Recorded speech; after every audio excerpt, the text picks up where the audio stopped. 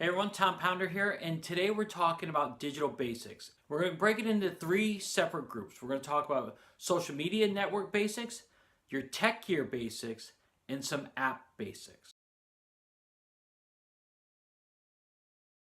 The first thing we're going to talk about is social media networks and understanding each social media network. We're going to talk about Facebook, we're going to talk about Twitter, we're going to talk about YouTube and Instagram. No particular order here, okay? But we're going to talk off with Facebook because Facebook is the biggest one out there. There are billions of people, literally billions of people on Facebook, so many millions of people that log on each and every day. But did you know that the biggest user of Facebook are women? And if you want to put them into the mom category, you can put them into the mom category, but it's older women who are really active on Facebook. And this is why it's important to know that, because if your church is trying to promote an activity and gearing it towards men, you're probably not going to reach as many people on Facebook as you would another social media network.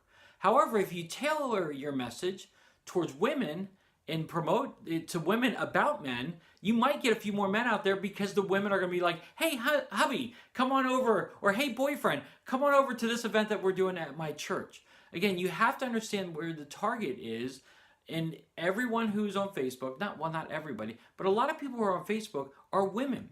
So you really target your message from your church or your ministry geared towards women. And another interesting thing about Facebook is that over the past year, Facebook has said publicly they are all in on video. So anytime you post something on your church, you want to include an image or, more importantly, a video attached to that text. Remember years ago, Facebook, you used to just be able to post text and you just post it out and write your statement and say, see, this is how I'm feeling today.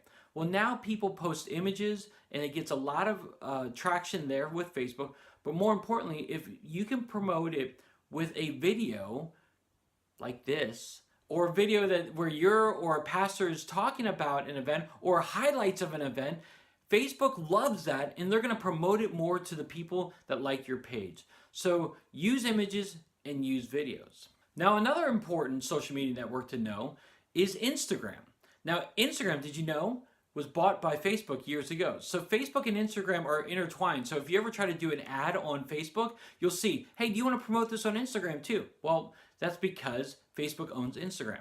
And you know, Instagram is all about pictures. So if you're getting tired of like political rants or crazy other rants that your neighbor or your crazy coworker says, go to Instagram because the rants are much less because it's all about images and posting images, because we all want to be great photographers, and with our iPhones or Android devices, I prefer an iPhone, you would definitely want to be on Instagram and take pictures and post them up there, share your life, share your pictures of your family or your friends, all on Instagram. So it's a really fun place to be. It's a different place to be than Facebook right now.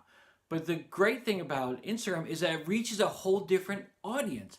Because if you want to reach the younger crowd, the millennials or the teens and the 20-somethings, even the 30-somethings, you want to be on Instagram. Okay, you want to make sure that you're posting images there, you're posting pictures of what's happening at your church, you're posting Bible passages, you're posting some encouragement, all on Instagram to reach a younger audience. The younger audience is not on Facebook as much. They're on Instagram. So your target right here on Instagram is the younger crew. So make sure that when you're posting stuff on Instagram, you have the mindset of a younger person and what they're going to like, because what you post on Facebook is not going to be the same as what you post on Instagram. It's a completely different audience that you're trying to post to and attract to.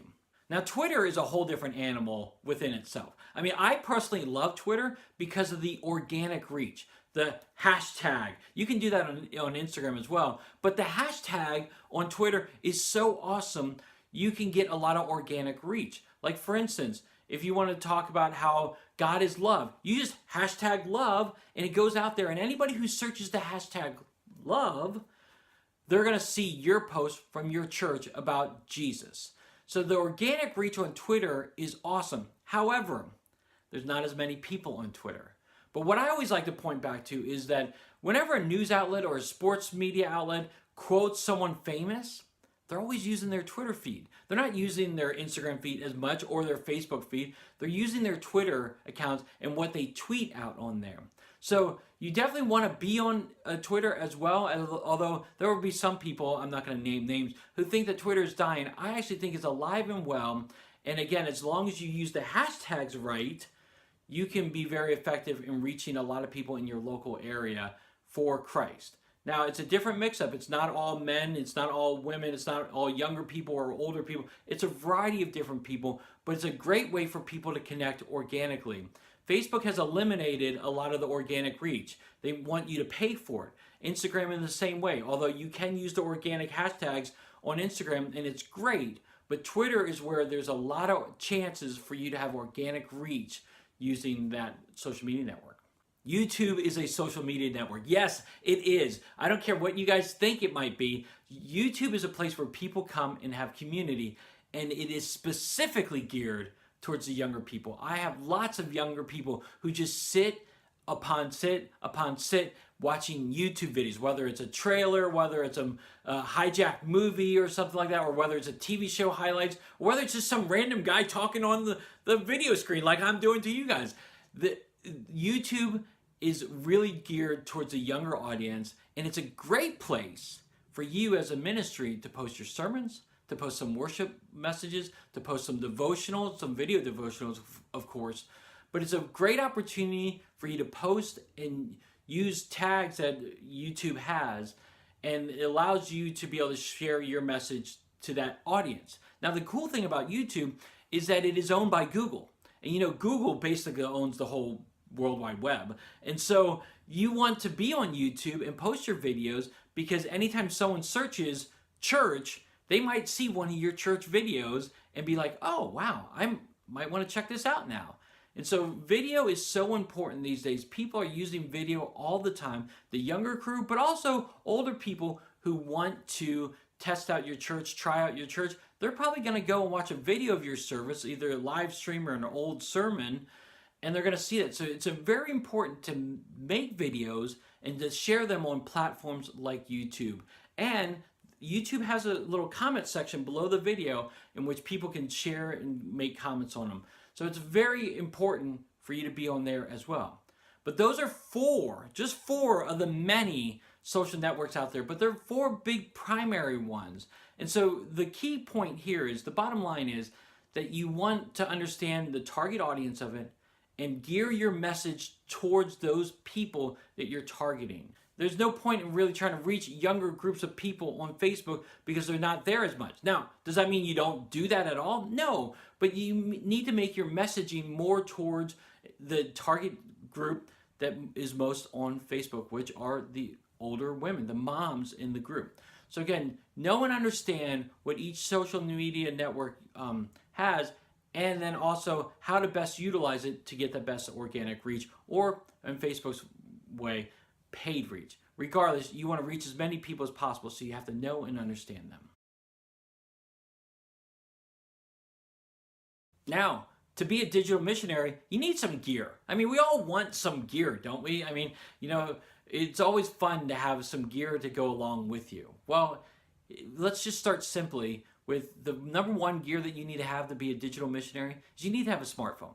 Again, I prefer the iPhone, but people like Android devices, people like Windows phones, whatever the phone you want to get, the whole point is to get a smartphone, because you can use it on so many different levels. You can have the camera option, you can put your social media networks on there, you can do email, you can text, you can call. Actually, does anybody call anymore? But you can call if you want to call people. Again, it's so useful to have a smartphone now. So the number one thing you need to get is a smartphone. After that, I would strongly suggest, again, these are not main requirements, but these are basics that I think you should really get. One is a tripod. I'm actually recording right now on a tripod, because can you imagine if I was trying to hold up my phone right now? It'd be shaking just like my hand is shaking right now. It would be shaking all over the place. A tripod just allows you to put your phone or your camera on a place where it's just not going to shake, and so you're not looking at me like, why is Tom shaking all over the place? Well, a tripod helps stabilize things. Another thing that I would highly recommend is an external hard drive. Again, go with 1 terabyte or more, because these videos that you make, they take up a lot of space. Believe me, I know. Every time I make a video, whether it's a short devotion or one of these kind of teaching videos, I am taking up lots of space. So what I have to do is I have to make the video and then put it on my external hard drive. And with 1 terabyte hard drive, I've been using the same 1 terabyte hard drive for the past 2 or 3 years, and I'm nowhere even close to filling that up. So you want to get a terabyte hard drive, and the great thing about it is they're really cheap now. They're under $100. You can get some really good deals, especially on a Black Friday or on a clearance section. So you want to get an external hard drive. And you also want to get a computer or tablet. Okay, I would prefer a laptop because I just like to be able to type effectively more so than having a Bluetooth or whatnot, Bluetooth keyboard. But you want to have a computer or tablet to put all your information on first and to really kind of organize your videos. I do all my videos on iMovies, and I'm going to talk about that when we get into the apps. But the reality is a computer is so extremely useful because it's got a bigger screen. No matter how big of a screen your smartphone is or your tablet, the computer usually has a bigger screen. If you can't afford a computer, definitely go and grab a tablet, but it allows you the opportunity to edit and do stuff that you just can't do on your smartphone. So that's a roundup of the simple gears that you can get. There's lots of other gears that you can use, and we're going to talk about that in future digital bootcamp sessions. But for the basics, I would strongly encourage you to get a smartphone, an external hard drive, a tripod, and a computer or tablet. Okay, lastly, what you want to get is a bunch of apps. Okay, I love apps. And now that I have a bigger phone with more memory, I can get as many apps as I want, and I'm not even close to filling it up. But I'm going to talk about some specific apps that you can get as a digital missionary. And the first one that you want to get are a series of image apps. Okay, image apps. I have no creative background at all. I have no training in any kind of computer graphics. I have Photoshop on my computer, but I don't even have the foggiest idea how to use it. However, I have 3 apps that I love: Adobe Spark Post, WordSwag, and Canva. Those apps on my phone are awesome because they allow me to do step-by-step process of creating cool images that are so effective on Instagram, Twitter, Facebook, on all of them. I can even create YouTube thumbnails on them if I want to. And so there are great apps. And the reason why I encourage you to get a variety of different apps is because if you create your apps all in one form, like I was using WordSwag for a really long time, well, they all look the same after a period of time. The more, or the variety of different apps that you can get that create different kinds of images, the better and more variety that you're going to give to your audience. And they're not going to be thinking, oh gosh, this guy really has to get some different skills here. So WordSwag, Canva, or Adobe Spark Post are great apps to use. Now there's other ones out there as well, and I would love for you to share them with me as you guys kind of figure that out.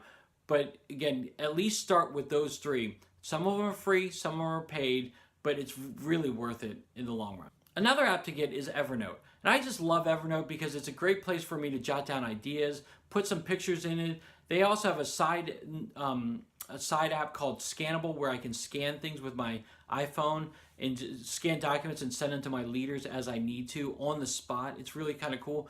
But Evernote is a great place for me to store notes, and it goes with me from my smartphone to my computer, and you can sync up 2 devices like a smartphone and a tablet, or a smartphone and a computer under one Evernote account, and it be completely free. So it's really worth it. It's a great place for you to be productive and to store your notes. Another app that I really like is iMovie. Now I use it on the computer, but they also have iMovie on your phone and for your tablet. So you can use iMovie there. It's a great way for you to edit your videos and add some special effects. Now, if you're not an Apple person, there are other movie apps that you can download that are for free that will help you edit your videos. It's important for you to be able to edit sometimes on the run with a tablet or on your phone. So definitely download those apps, as it provides you some great creative abilities, especially if you're not a great videographer like myself. I'm learning on the go on this stuff. But iMovie provides you an opportunity for you to get creative and to give you some great splicing options and the great background effects and just a great overall experience. The last thing is to be a little bit more productive like Evernote is to download something like Trello or Slack. These are great apps for you to communicate with your teams. You can set up a team Slack channel and just communicate back and forth. And this is important because it provides you an opportunity to communicate without email. Because not everyone's an email person, right? I mean, not everyone likes email. Slack and Trello provides an opportunity on your app, on your phone, or on your tablet to communicate back and forth and talk about things and plan and process things. So figure out which one works best for you, but I would strongly recommend either Trello or Slack. All right, so there you have it. 3 basics in regards to being a digital missionary. What are you going to download? What are you going to use? And how are you going to use it? I would love to hear what you're using. What are your basics that you have as a digital missionary? So that, and share it in the comment section below or on Twitter. You can hit me up at TA Pounder. I love Twitter. Tell me the apps you're using, the gear that you have, and the social media networks that you're using right now. All right, heroes, until next time, I hope you have a great rest of the week.